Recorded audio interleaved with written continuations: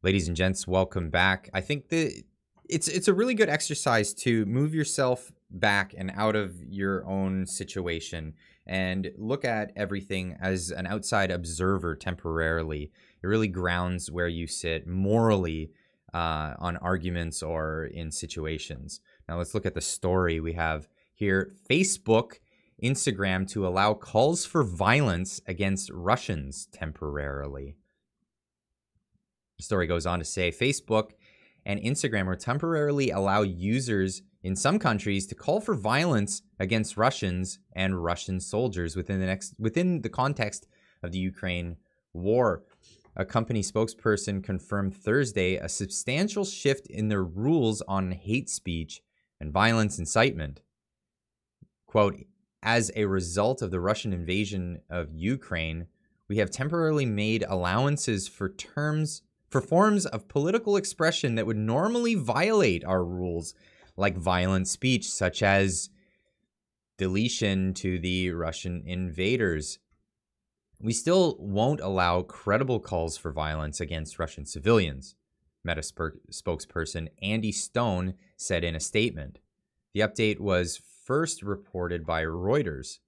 Meta, the parent company of Facebook and Instagram, will also temporarily allow some posts that calls for the deletion of Russian President Vladimir Putin or Belarusian President Alexander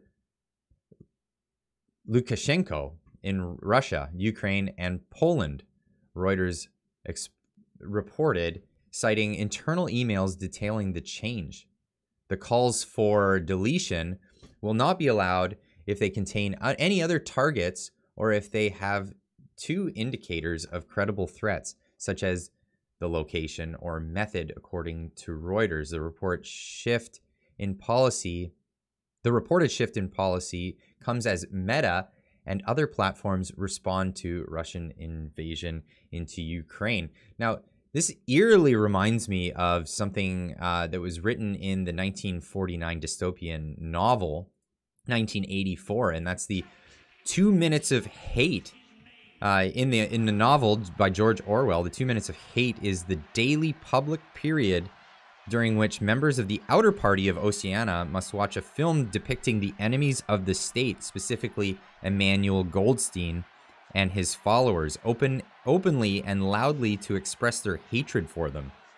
The political purpose of the 2 Minutes of Hate is to allow the citizens of Oceania to vent their existential anguish and personal hatred towards the politically expedient enemies, Goldstein and the enemy superstate of the moment, in redirecting members' subconscious feelings away from the party's government of Oceania and towards the non-existent external enemies. The party minimizes thought crime and subsequent subversive behaviors of thought criminals. If anyone in the audience has not read the book or at least seen the film 1984, please go do so. Now, Facebook, this is an article from not too long ago, February 24th, 2022. Facebook allows praise of real baddies, Ukrainian battalion, if it fights the Russian invasion. The reversal raises questions about Facebook's blacklist-based content moderation, which critics say lacks nuance and context. Now, I did confirm this. I had an insider mail me screenshots of this actual decision being made internally in Facebook and what the actual provisions of this this call was from Facebook internally. Facebook clearly making a stand here. Facebook will temporarily allow its billions of users to praise the particular battalion, a Ukrainian bad guy military unit previously banned from being freely discussed under the company's dangerous individuals and organizations policy, The Intercept has learned.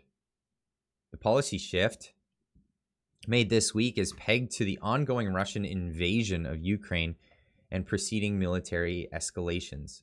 The particular battalion, which functions as an armed wing of the broader Ukrainian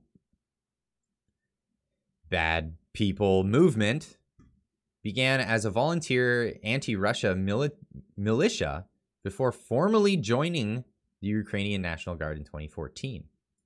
The regiment is known for its hardcore right-wing ultra nationalism and pretty bad ideology pervasive among its members. I don't know what to tell you other than what is the purpose of this? What is it that we're being put into here? Now, this comes after, so I have been giving you guys news from Canada's perspective in this whole situation for the past month. And one thing we noted was the words of Prime Minister Justin Trudeau when arguing in the House of Parliament. Just let it play. 6 years later, as he fans the flames of an unjustified national emergency. So, Mr. Speaker, when did the Prime Minister lose his way? When did it happen? You're right, Honourable Prime Minister.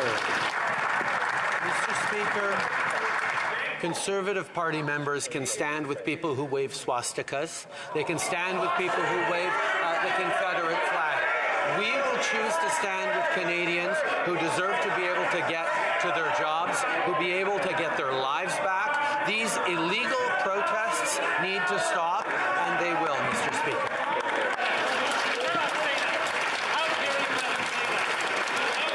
Needless to say, he was asked to apologize. He didn't. He actually walked out of Parliament at that time. Now, hyperbole is one thing, but we're talking about